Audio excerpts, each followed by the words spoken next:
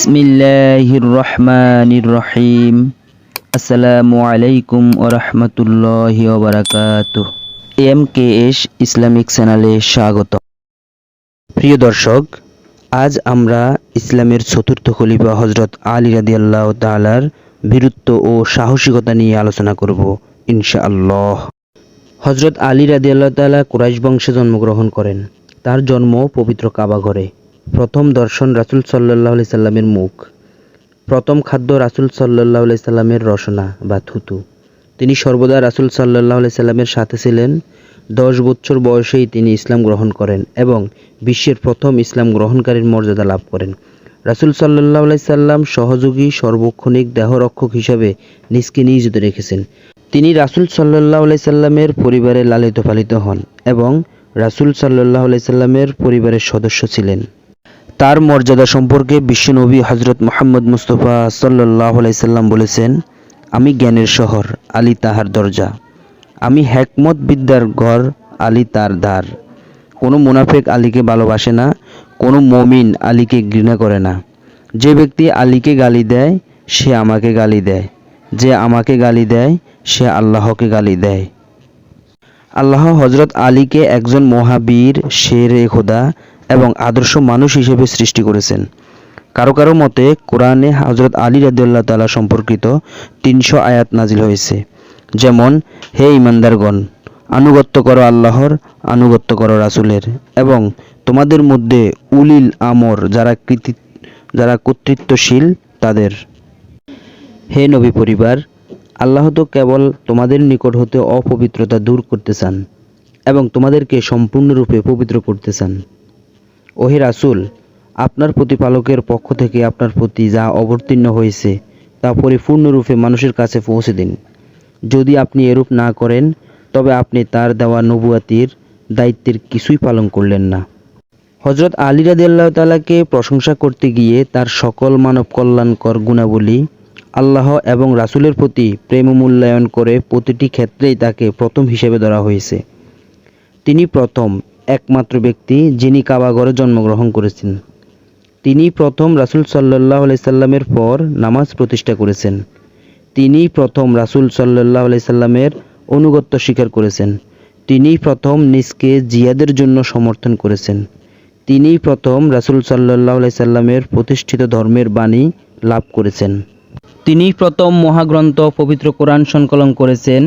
তিনি প্রথম হিজরতের রাতে রাসূল সাল্লাল্লাহু আলাইহি সাল্লামের বিছানায় মৃত্যুর ঝুঁকি নিয়ে ঘুমিয়েছেন। তিনি প্রথম রাসূল সাল্লাল্লাহু আলাইহি সাল্লামের অনুপস্থিতিতে সকল যুদ্ধের কমান্ডার নিযুক্ত হয়েছিলেন। তিনি প্রথম যাকে রাসূল সাল্লাল্লাহু আলাইহি সাল্লাম দ্বিতীয় হারুন উপাধি দিয়েছিলেন। তিনি প্রথম রাসূল সাল্লাল্লাহু আলাইহি সাল্লামের উত্তরাধিকারী মনোনয়ন পেয়েছেন। হযরত উমর হযরত আলী রাদিয়াল্লাহু তাআলা সম্পর্কে বলেছিলেন, আমাদের মধ্যে সর্বোত্তম ফয়সালাকারী আলী রাদিয়াল্লাহু তাআলা। এমনকি রাসূল সাল্লাল্লাহু আলাইহি সাল্লাম বলেছেন, আখদাহুম আলী, তাদের মধ্যে সবচেয়ে বড় বিচারক আলী। তার সঠিক সিদ্ধান্ত লক্ষ্য করে হযরত উমর একাধিকবার বলেছিলেন, লাওলা আলী লা হালাকা উমর, অর্থাৎ আলী না হলে উমর ধ্বংস হয়ে যেত। হযরত আলী আলাইহিস সালাম ছিলেন শক্তিশালী ও সাহসী বীর। তার তেজস্বিতা, অসীম সাহস ও শৌর্য বীর্য সর্বজন বিদিত ছিলেন। বিধর্মীদের বিরুদ্ধে প্রায় প্রতিটা অভিযানে তিনি অংশ নেন। বদর যুদ্ধের সময় তিনি অসীম সাহস ও বীরত্বের পরিচয় দেন। তাই নবীজি তাকে তার জুলফিকার তরবারি প্রদান করেন। হযরত আলী রাদিয়াল্লাহু তাআলার বীরত্ব ও শৌর্য বীর্যে সন্তুষ্ট হয়ে নবীজি তাকে আসাদুল্লাহ বা আল্লাহর সিংহ উপাধিতে ভূষিত করেন। খন্দকের যুদ্ধ। ৫ম হিজরির জিলকদ মাসে মক্কার মুশরিকরা ১০,০০০ সৈন্য নিয়ে মদিনা আক্রমণের পরিকল্পনা করে।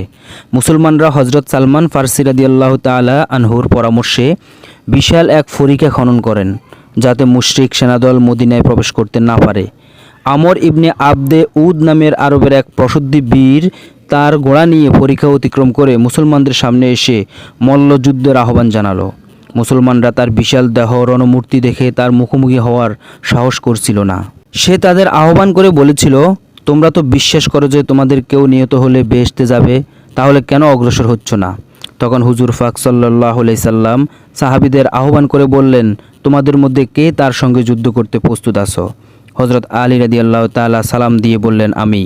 তখন তিনি তার পাগড়ি খুলে আলী রাদিয়াল্লাহু তাআলার মাথায় বেঁধে দিলেন। হযরত আলী রাদিয়াল্লাহু তাআলা আমরের সামনে দাঁড়িয়ে বললেন, আমি তোমাকে 3টি প্রস্তাব দিচ্ছি, এর মধ্যে যে কোনো একটি মেনে নাও। 1. ইসলাম গ্রহণ করে মুসলমান হয়ে যাও। 2. যে সৈন্যদল সহ এসেছো তা নিয়ে ফিরে যাও। 3. যেহেতু আমার ঘোড়া নেই তাই যুদ্ধ করার জন্য ঘোড়া থেকে নেমে আসো। সে বলল, আমি তোমার 3য় প্রস্তাব মেনে নিচ্ছি। অতঃপর সে ঘোড়া থেকে নেমে আসলো। উভয়ের মধ্যে যুদ্ধ শুরু হলে সে তরবারি দিয়ে হযরত আলী রাদিয়াল্লাহু তাআলার উপর আঘাত হানল। হযরত আলী রাদিয়াল্লাহু তাআলা ডাল দিয়ে তা আটকানোর চেষ্টা করলে তা দ্বিখণ্ডিত হয়ে তার মাথায় আঘাত হানল। আলী রাদিয়াল্লাহু তাআলা রক্তাক্ত অবস্থায় তার সঙ্গে যুদ্ধ করতে থাকলেন। সুযোগ বুঝে তিনি আমরের পায়ে তরবারি দিয়ে আঘাত হানলে তার পা বিচ্ছিন্ন হয়ে পড়ল এবং তিনি আরেকটি আঘাত করে তাকে মাটিতে ফেলে দিলেন।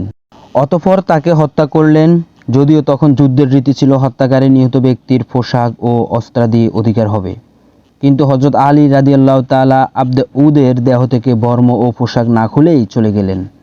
হযরত ওমর ফারুক রাদিয়াল্লাহু তাআলা আনহু হযরত আলী রাদিয়াল্লাহু তাআলাকে বললেন, তার বর্মটির মূল্য 100 দিনার স্বর্ণ মুদ্রা এবং 1000 দিরহাম রৌপ্য মুদ্রা হবে। তবুও কেন তা গ্রহণ করলেন না? তিনি বললেন, আমি চাইনি তাকে নগ্ন দেহে ফেলে রাখতে। এই খবর যখন আমরের বোনের নিকট পৌঁছল তখন সে বলল, যদি তাকে সে নগ্ন করতে তবে আমি মৃত্যু পর্যন্ত তার ক্রন্দন করতাম, কিন্তু সে তাকে হত্যা করেছে, সে মহৎ ছিল, তাই তার জন্য আমি ক্রন্দন করব না।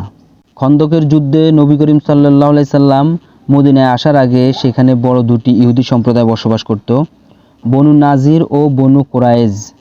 ইহুদিদের প্রার্থনায় কুরাইশ ও অন্যান্য গোত্র মদিনার মুসলমানদের সঙ্গে যুদ্ধ করার জন্য প্রস্তুতি গ্রহণ করে।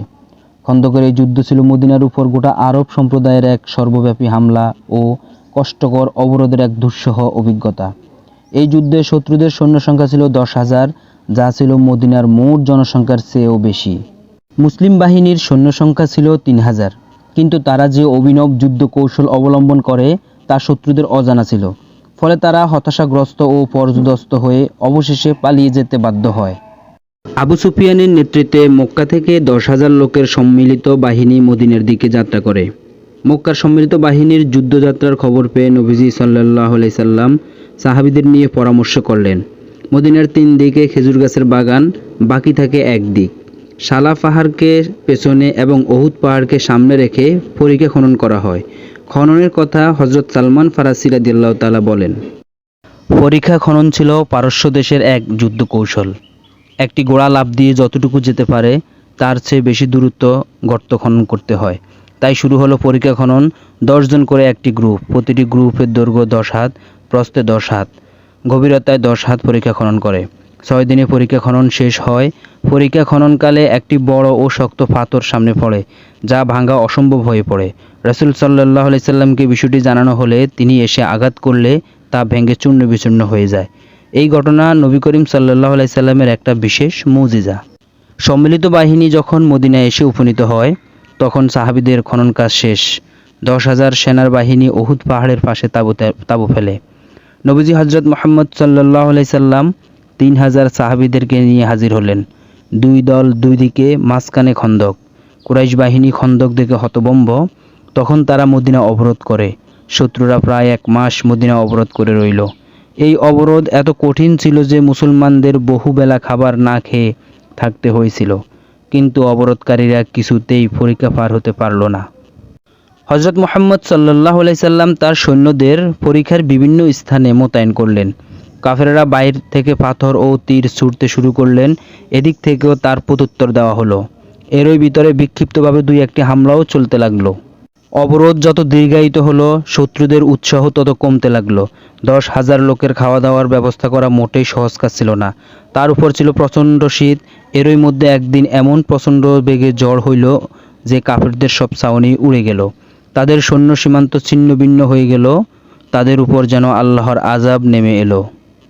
আর বাস্তবিকই আল্লাহ তাআলা মুসলমানদের জন্য রহমত এবং কাফেরদের জন্য আযাব হিসেবে এই ঝড় পাঠিয়েছিলেন। কাফেররা এই পরিস্থিতি মোকাবেলা করতে পারল না। অবস্থা বেগতিক দেখে ইহুদিরা আগেই সরে পড়েছিল।